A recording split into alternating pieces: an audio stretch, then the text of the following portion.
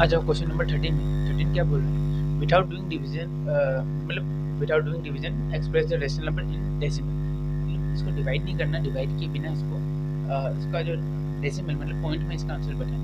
Point में कब answer मिलता है, जब हम दो डेसिमल नंबर को अगर जब हम डिवाइड करेंगे तो उसका आंसर हमें पॉइंट में मिलता है।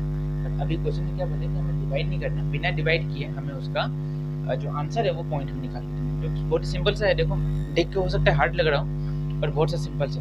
देखो बस भेजा, आपको बस भेजा में ये रखना है अपना कि नीचे का जो डिनोमिनेटर है उसको आपको चेंज करना है। चेंज करना मतलब या तो आपको उसको 100 बनाओ, या तो उसको 1000 बनाओ, या तो उसको 1000, आप मतलब इस फॉर्म में लेके आना, ठीक है। ना यहाँ 2 हो, या ना यहाँ 3 हो, ना यहाँ 5 हो, ठीक है। 100, 1000, 10, 10,000, 1 लाख, आप जो भी बनाओ, बस 1 और 0 का कॉम्बिनेशन है, आप उसको बनाओ। तो देखो सबसे पहले यहाँ पे है 25। अब 25 7/25। अब 25 के साथ आप क्या इंटू कर सकते हो, जो 100, 1000 कुछ बने। तो 25 के साथ अगर हम 4 इंटू करें तो वो क्या बनेगा, 100। तो 25 के साथ हमने अगर 4 इंटू किया तो बन जाएगा 100। और 7 के साथ भी वापस हमें 4 इंटू करना होगा, क्योंकि अगर डिनोमिनेटर के साथ कर रहे हैं तो न्यूमरेटर के साथ भी करना होगा, क्योंकि ये भेदभाव यहाँ नहीं चल रहा, मैथ्स में ये भेदभाव नहीं चल रहा। न्यूमरेटर डिनोमिनेटर दोनों के साथ मल्टीप्लाई करना होगा। तो आंसर क्या मिलेगा, 7 इंटू 4 कितना मिल गया। अच्छा पहले यहाँ देखो 25 इंटू 100 कितना मिला हमें, सॉरी 25 इंटू 4 हमें मिला 100, और 7 इंटू 4 हमें कितना मिला 28। 28/100 हमें यहाँ पे मिल गया। मल्टीप्लाई किया हमने, कुछ नहीं किया। अभी देखो यहाँ 2 डिजिट पे 0 है, 2 डिजिट पे 0 है, पॉइंट 1 के बाद पॉइंट है, मतलब 1 का इसके लिए 8 चला गया, इसके लिए 2 चला गया।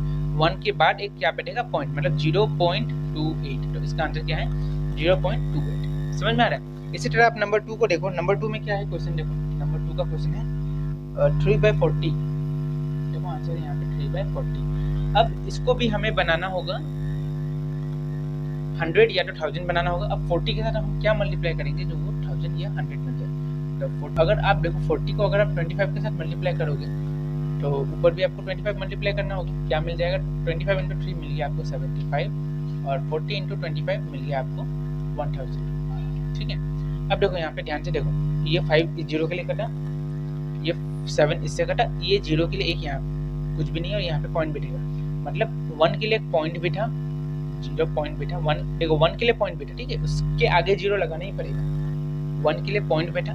अब ये 0 के लिए कोई भी नंबर नहीं है तो यहाँ 0 लगाया, इसके लिए 7 है, इसके लिए 5 है, तो आगे 7। समझ में आ रहा है। 5 के लिए ये वाला 0 हो गया, 7 के लिए ये 0 हो गया, ये 0 के लिए कोई नंबर नहीं था इसलिए हमने 0 बिठाया, इसके जगह 1 की जगह पॉइंट बिठाया, और आगे में एक 0 को बिठाना।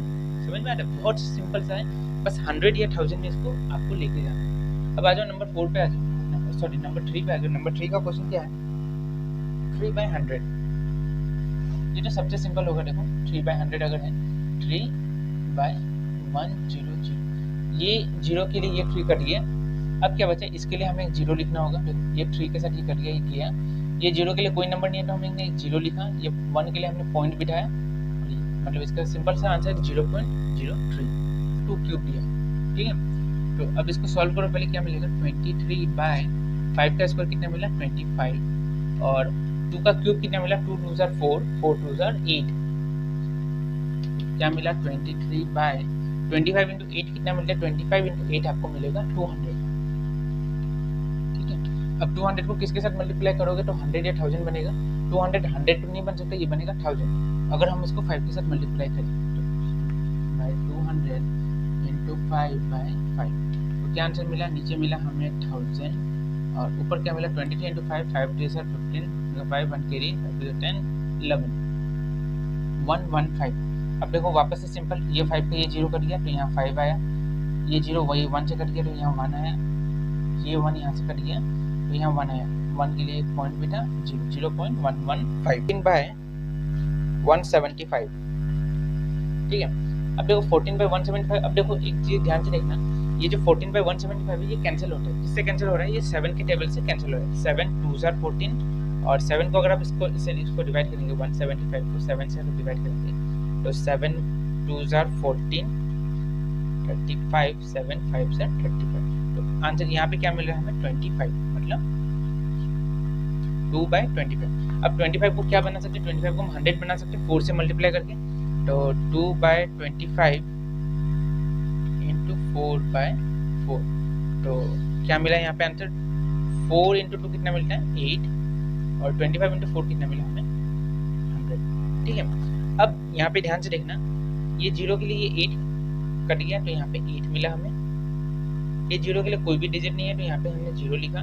तो 1 के लिए हमने यहाँ पे पॉइंट लिखा और एक आ गया हमारा 0.08 इसका है आंसर। बहुत सिंपल सा था, बिना डिवाइड किए हम इसको पॉइंट में इसका आंसर फ्रैक्शन में डेसिमल में हमने इस फ्रैक्शन वाले पार्ट को हमने क्या निकाला, डेसिमल में इसका आंसर निकल गया। सो गाइस, अगर कुछ समझ नहीं आ रहा है तो आप कमेंट करो, मैं इसका आंसर फिर से दोबारा दूंगा।